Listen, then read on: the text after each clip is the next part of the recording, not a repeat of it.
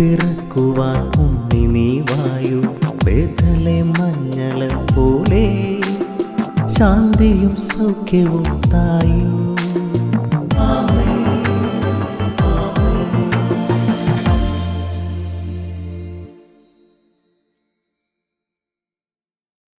യേശുവിൻ്റെ ഏറ്റവും പ്രിയപ്പെട്ട കുഞ്ഞെ, കർത്താവ് ഒരു കൊച്ചു സന്ദേശം നിനക്ക് നൽകുന്നു. ജ്ഞാനത്തിന്റെ പുസ്തകം 1-ാം അധ്യായം 2-ാം വാക്യം.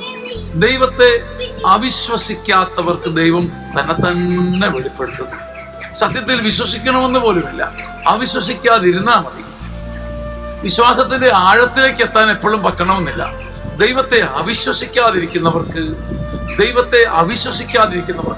മനസ്സടയ്ക്കാതിരുന്നാൽ മതി. ദൈവം തൻ്റെ ജ്ഞാനത്തെ, സ്നേഹത്തെ നിന്റെ വീടിന്റെ അകത്ത് കൊണ്ടുവയ്ക്കും. ദൈവത്തെ അവിശ്വസിക്കാത്തവർക്ക് ദൈവം തന്നെ വെളിപ്പെടുത്തുന്നു. സഹോദര, ഇന്ന് നിന്റെ മനസ്സിൽ ഭാരവും വേദനയൊക്കെ ഉണ്ടായിരിക്കാം, എങ്കിലും അവിശ്വസിക്കാതിരിക്കാം. ദൈവം നിനക്ക് വേണ്ടി പ്രവർത്തിക്കും. ആമേൻ. ആമേൻ. ആമേൻ.